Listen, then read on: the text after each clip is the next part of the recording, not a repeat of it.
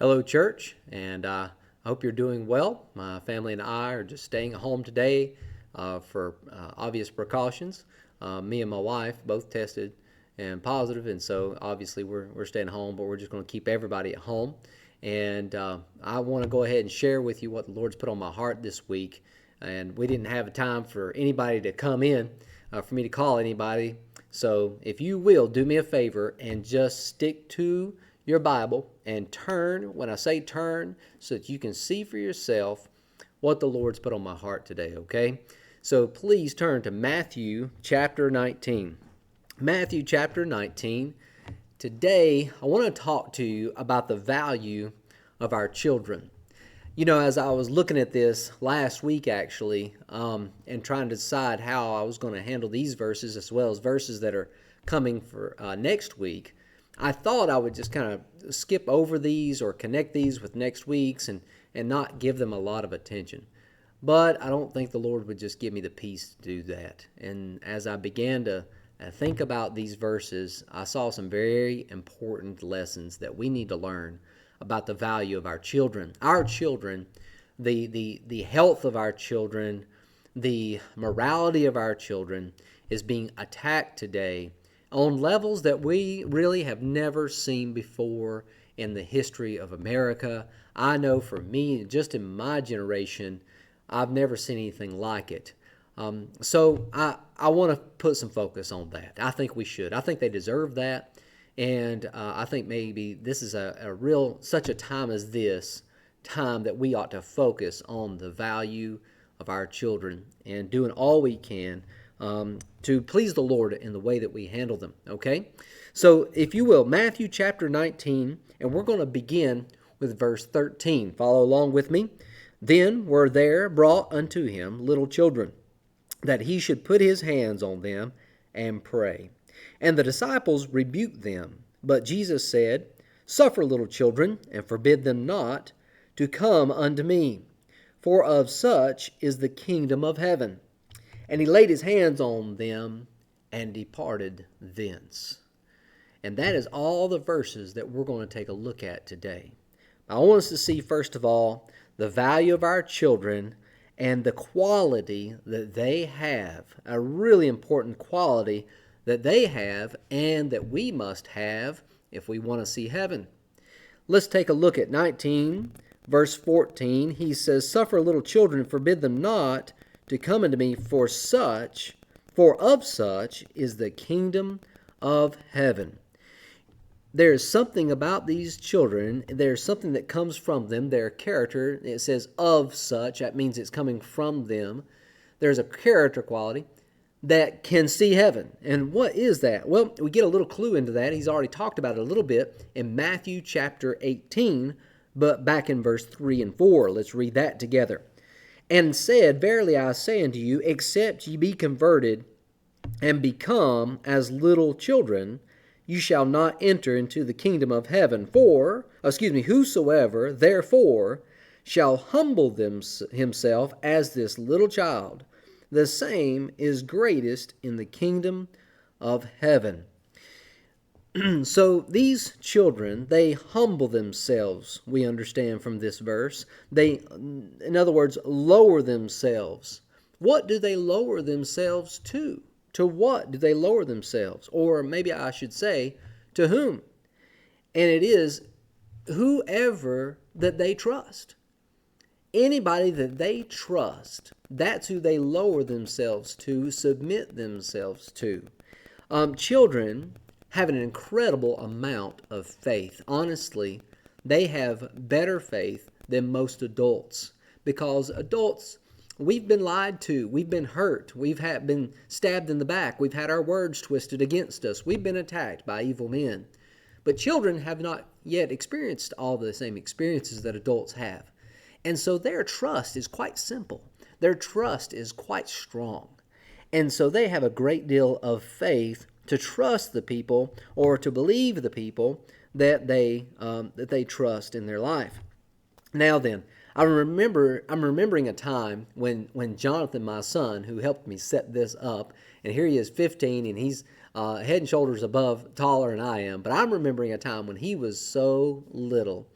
and we were driving in the car up to my wife's mother's in Connecticut, and we stopped off in Virginia at a rest stop. And I remember we had prayed. I believe we were leaving Memphis, Tennessee, and he was just a little thing. I don't know, maybe Autumn's age, or no, maybe even Alyssa's age. But at any rate, he was probably 5 or 6. And as we were coming up, it started to snow here in Virginia, somewhere close to the 81-77 exit. And as it snowed, Jonathan said, "Hey, Dad, God has answered my prayer." And I hadn't thought a thing about it, but we had actually been praying for snow.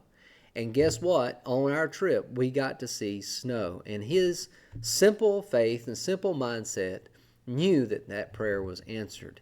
And you know, I hadn't even thought about it. And that's how simple it is for children. They have a very easy to believe mindset of what God is doing in their lives. So children, they'll trust you. They believe what you tell them, and they will receive it, and they'll tell others. Have you ever noticed that? If they get some interesting information, some interesting news, then they like to go and tell that news to other people. And that's a good quality of children as well that we ought to have. But they'll also learn to follow it.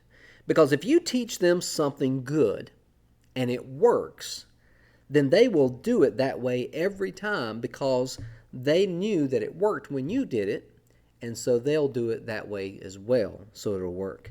They have an interesting character quality about them, about being able to trust. And you know, as a parent, as an adult who influences children, you will be able to teach them what God is like. If you love them, teach them right, are patient with them, are gracious, if you stop them from doing wrong and stop them, anybody that would actually want to do wrong to them, you're teaching them when you do that about God. They look to you, they look to parents, and they look to authorities for their first idea of who God is. Because you love them, right? You care about them and you're instructing them. And is that not what God does? You sacrifice for them. Is that not what God did? And so they get their first idea of who God is from your example. But on the contrary, if you're judgmental or rude to children, or you are degrading, then you will teach them what your God is like. Now, you might think to yourself, well, my God is not like that. I might mess up and I might make a mistake like that at times, but my God is not like that. Well, maybe you found yourself teaching the wrong thing about God then. They've been believing you who God is, and you've been showing them the wrong example. But you know, guess what? They are forgiving. They are forgiving. If you ask for forgiveness to a child and really desire to be forgiven from them, I've found that they will learn from you how to ask you and others and God for forgiveness as well. I remember I was in college, and we went on a choir tour, and we stopped in Christian homes, and I would see dads and of these homes, and it seemed like they had things organized and had it together. And I thought to myself, how are you doing this? What's the key to what you're doing? And you know, more than once when I asked fathers these questions, they said to me, and it surprised me, that this was a character quality from different churches. A couple of fathers said this: I found that when I mess up, if I will ask for forgiveness for it to my children and to my wife, I'll teach them in turn to do the same thing, whether it be to me or to God. And that's probably been a huge thing for me as a father for my family. And I thought that was important. I thought that was a very valuable lesson to learn. So children, they forgive easy, and that's a good quality about them. Now, because of this wonderful characteristic of children about how they trust and how much faith they have, they learn from, we have a great responsibility then. We have a great responsibility. Two things that we're going to see in this passage that we've got to do. Number one, we've got to bring them to Jesus. Okay? They trust you. They trust you. So if you will bring them to Jesus, that's a really good start in your home. That's a really good start for any child that you have an influence on. Let me look at Deuteronomy chapter 6, and if you have your Bibles, you can turn Deuteronomy chapter 6, verses 6, 7, and 9. I'm going to read it for you. Bring them to Jesus, first of all, in your home. It says, "And these words which I command thee this day shall be in thine heart, and thou shalt teach them diligently unto thy children, and shalt talk of them when thou sittest in thine house." Notice I keep emphasizing "and," I underlined that. "And when thou walkest by the way, and when thou liest down, and when thou risest up, and thou shalt write them upon the posts of thine house, and on thy gates."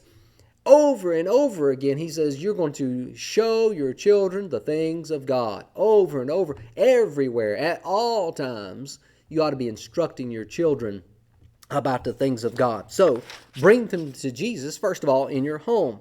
Look at Ephesians chapter 6, verse 4. You can jot it down. Ephesians 6, verse 4. "And ye fathers, provoke not your children to wrath, but bring them up in the nurture and admonition of the Lord." It's our responsibility to do that in our homes. Proverbs 22:6, "Train up a child in the way he should go, and when he is old, he will not depart from it." So we ought to be bringing our children, the children, to Jesus, first of all, from our home, but also from the home of others. From the home of others. You know, we have an opportunity to reach out to young people that are not in our home. You might be a coach. You might be a Boy Scout leader. You might be a bus driver. You might be a teacher. You might be a church bus driver. And we have bus kids, and that's a wonderful thing, and we love that ministry. Romans chapter 10, verse 14 through 15 says, "We bring the glad tidings to them." Sometimes they don't have an opportunity like you have, or I have, or our children have, and they need somebody to go to them. Oh, blessed are the feet of them that preach the gospel.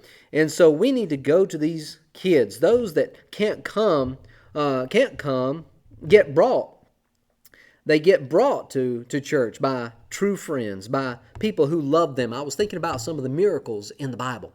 Think about Luke chapter 5. Remember when there was a man that could not get to Jesus. Jesus was teaching, and he was in a house, apparently not a very big house, I don't know, but he was in a house, and they couldn't get their friend to Jesus because the crowd was so large. It was just packed. And so these friends, four friends, had this guy on a stretcher, and he couldn't walk, and he really needed Jesus. And so what did they do? They carried him up to the roof of that house, and they tore a hole in that roof and lowered that man down into that room to get to Jesus.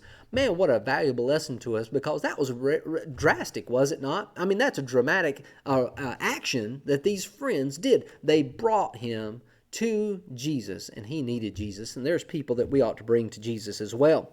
Matthew chapter 4, verse 24. As a matter of fact, I noticed a lot of verses in Matthew say this, and I'm going to draw attention to them.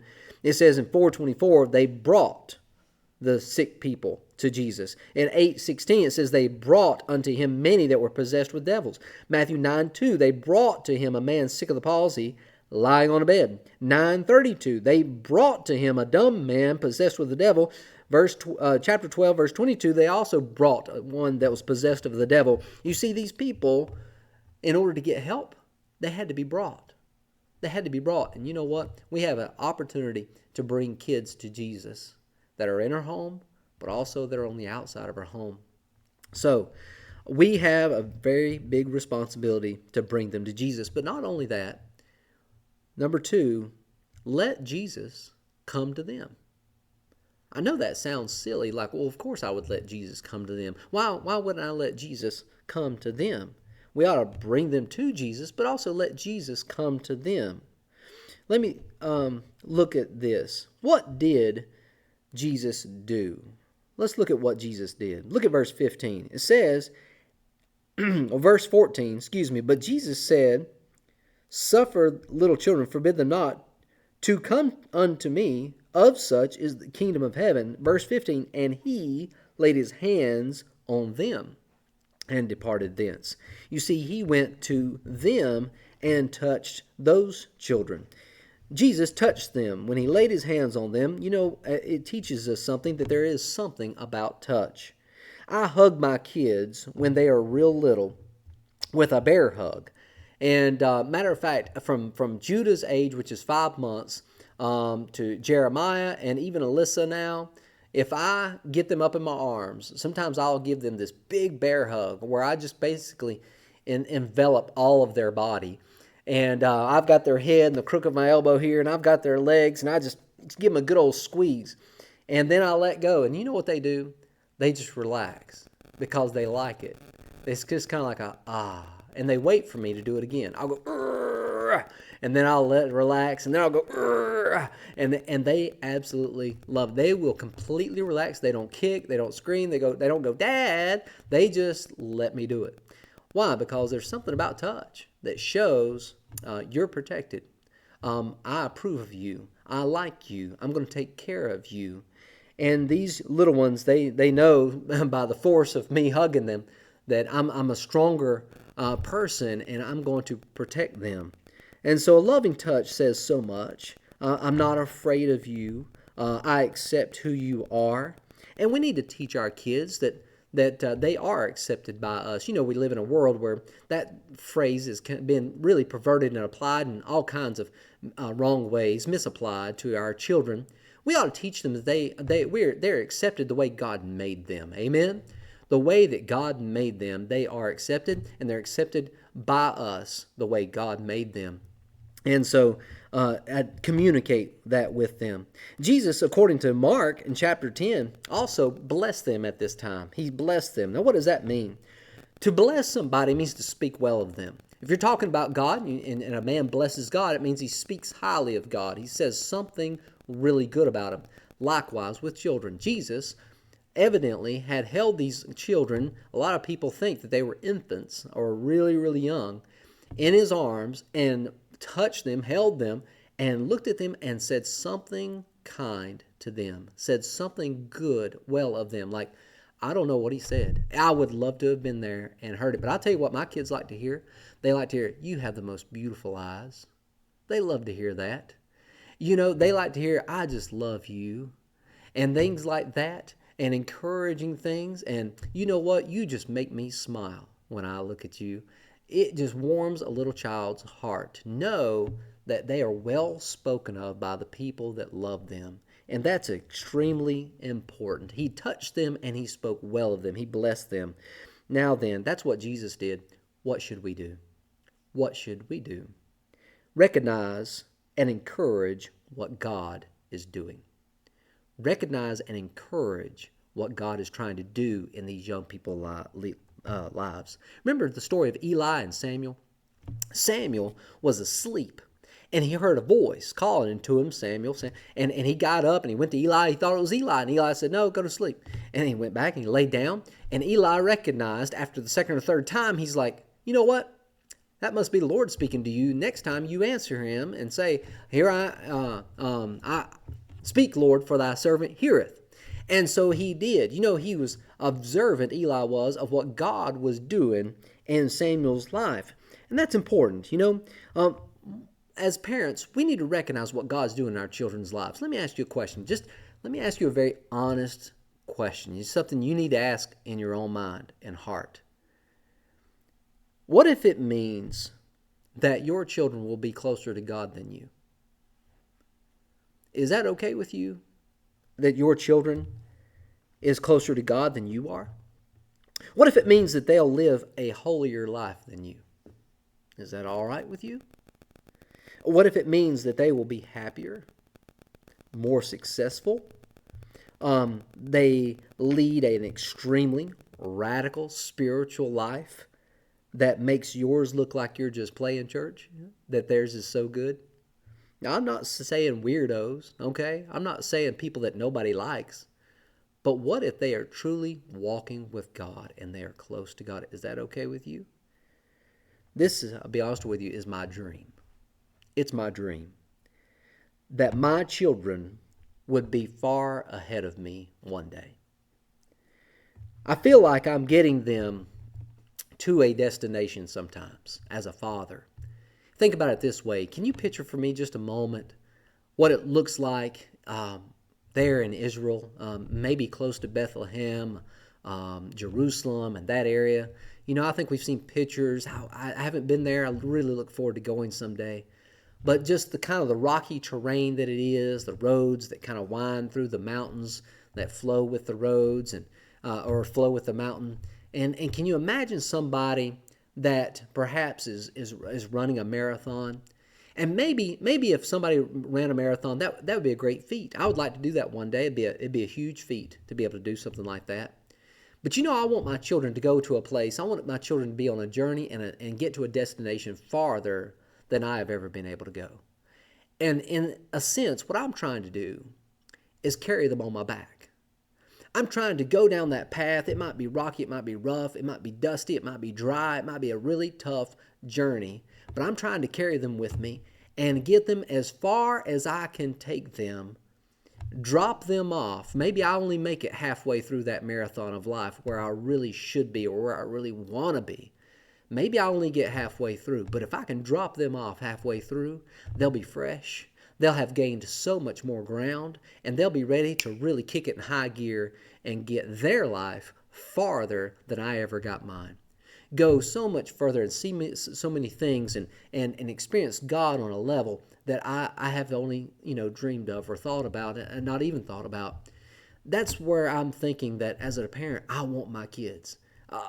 That may draw them somewhere away from me in the ministry or even in a job. But as much as I want my kids close to me, more than anything, I want them close to God. Because I know if they're in God's will, they're going to be safe. They're going to be right where they ought to be doing what God's called them to do. Wouldn't that be much better than them fighting God and being close to you at home or not accomplishing what they ought to have accomplished and fighting God in their life? Oh, folks, we have seen so many times young people who rebel against God and fight the Lord. And that's a scary thing because it just leads to destruction in their lives. I feel like not only should we try to go and reach them and get them there, but we ought to also fight for the children. Fight for the children. That's what Jesus did. The disciples rebuked them. In verse 13, Jesus stood up for them. He told the disciples, he put them in their place. He told them they were wrong. We need to be willing to speak up for the children.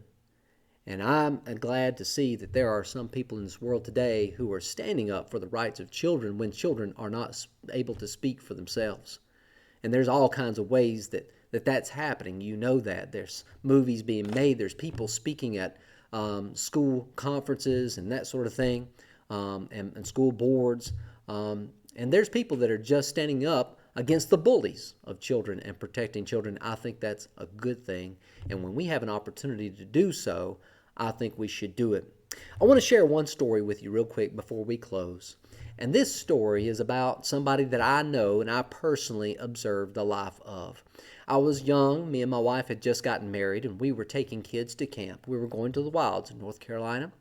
And I had taken somebody with us that was really needing to go to camp, if you know what I mean. They had all kinds of potential. They were beautiful people. It was a girl and her friend. And we said, okay, we'll take them with our youth group, even though they didn't come to our youth group at church. We decided we'd take them on with us. And we took them there, and I knew their family. I knew their life and what was going on in it. They had a grandmother that had cancer. And it just happened to be that they were there for the first day or two, I think just over into the second day. And I was called by the family, and they said, you know what, we're actually in the area, which I don't know who travels to that part, just happened to be in the area. But they said, we're just in the area, and we'd like to see the camp and see if we can catch a glimpse of, they said, their granddaughter's name. And I said, okay. I didn't think much about it. Again, I was young. I should have known better. I should have said, absolutely not, turn around and go back home. But they came. What do? Tell the, grandmother with cancer that's fighting cancer and dying of cancer that she can't come see her granddaughter. Anyway, so as a young man, I said, okay, sure, come on. Well, they came. The first little bit of homesickness that these girls had the first night, they got over it pretty quick. That second day, they actually were limping around because they had sprained an ankle or something, but they were enjoying the time. They were playing games and they were having good time.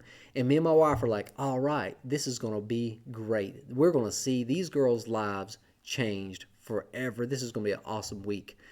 Well, the grandmother gets there. We get in touch with the counselor of these girls, and we say, hey, the grandma wants to see them for just a minute before they go.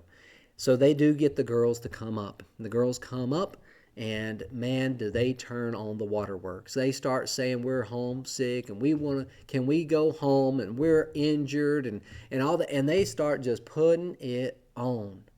Oh, I couldn't believe what was just happening before my eyes. And I said to the man there, I said, look, I said, this is Lord's doing something in their life. We need to get these girls to stay here, encourage them to stay. But no, because it was pulling at the heartstrings of these grandparents, man, we got the president of the camp involved. We got all kinds of people involved, and it was determined, absolutely not, they are not staying. Oh, it broke my heart because I knew that God was about to do something great in these girls' lives that week. And I can't vouch for one of the girls, but I do know another one. And her life is an absolute mess today. That's been about 17 years now. She's had a child, never been married, is not allowed, I don't think, to see her child. And she's on drugs. And she's not allowed to even come around her family, I don't believe, because of how much damage she's done in the past. Her life is completely destroyed. It's just ruined. Now, there's lots of factors. There's lots of things that have caused this sort of lifestyle and these mess-ups. But you know what? It reminds me of that time that they prevented, I believe, something that God was doing in this person's life. They stopped it from happening. And what a difference it could have made in this girl's life and in her young child's life. Folks, let's make sure that we take the gospel to these young people in our home, outside of our home, that we take it to them, and that we let Jesus do what he's going to do for these young people. Cheer them on. Be their biggest cheerleaders, all right? Listen, I'm praying for you guys. I hate that I'm not there with you, but it's safer for everybody, I guess. And I love y'all. If there's anything I can do for you, please let me know. Hopefully, I'll be out of quarantine in a few days, and I'll be back to normal. God bless you. Have a great day.